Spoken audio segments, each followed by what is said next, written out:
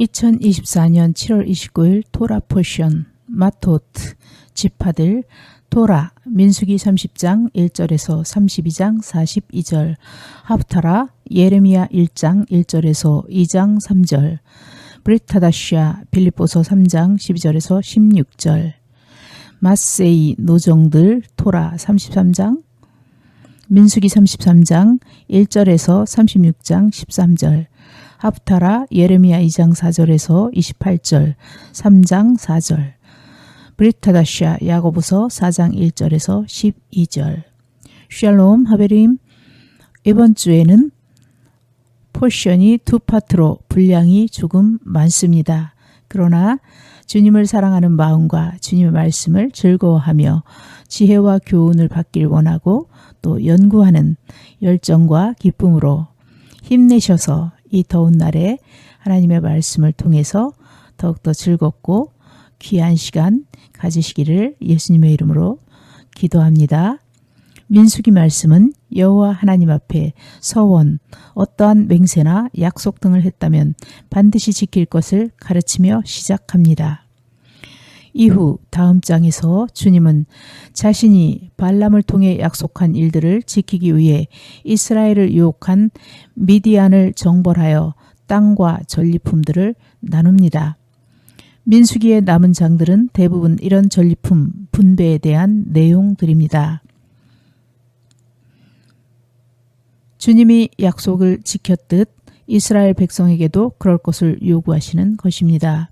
예레미야의 말씀에서 그 약속을 어긴 이스라엘 백성에게 닥칠 일들을 살구나무 가지와 끓는 가마 환상으로 예레미야 선지자에게 보여주십니다.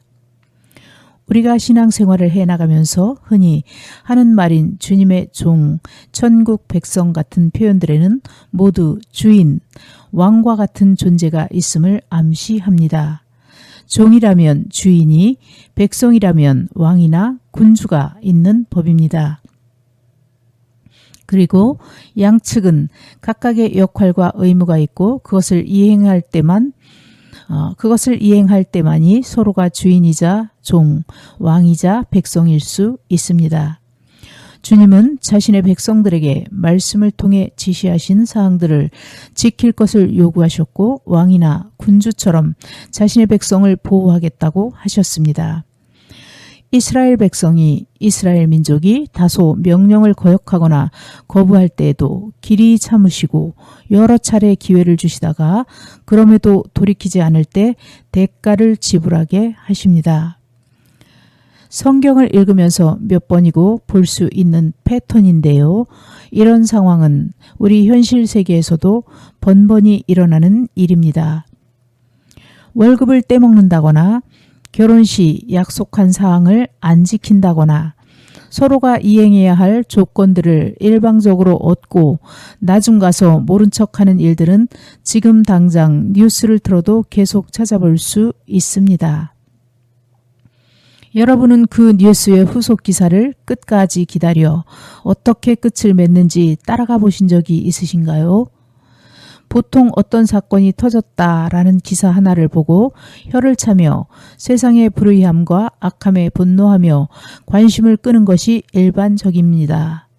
그런데 생각보다 많은 사건들의 끝이 징역이나 도피, 때로는 살인으로 끝맺는 경우를 쉽게 찾아볼 수 있습니다. 법이 의로워서일까요? 대한민국의 제도가 깨끗해서일까요? 그럴 수도 있지만 다른 나라의 경우에는 더 잔혹하게 끝을 맺는 경우가 많습니다. 오히려 대한민국은 범죄자를 보호하는 것을 고려한다고 해도 많은 배신자나 사기꾼들의 끝이 편해 보이지는 않습니다. 이런 결과가 나오는 것은 경찰이 성실해서도 제도가 좋아서도 아닌 세상의 일반적인 법칙이 그렇기 때문입니다. 피해를 본 사람, 배신을 당한 사람은 원한을 가지게 되고 그걸 갚기 위해 노력하고 복수하려고 시도합니다. 당장 칼을 들고 찾아가는 적극적인 사람도 있지만 다른 경우 시기나 때를 노려서 혹은 자신의 편을 늘려와서 나중에 크게 복수하는 경우도 있습니다. 학창시절 당한 것을 이후에 폭로하여 되갚는 경우를 생각해 보면 편하실 듯 합니다. 이처럼 사람들 사이에서도 흔하게 일어나는 일처럼 하나님과 그분의 백성들 사이도 마찬가지입니다.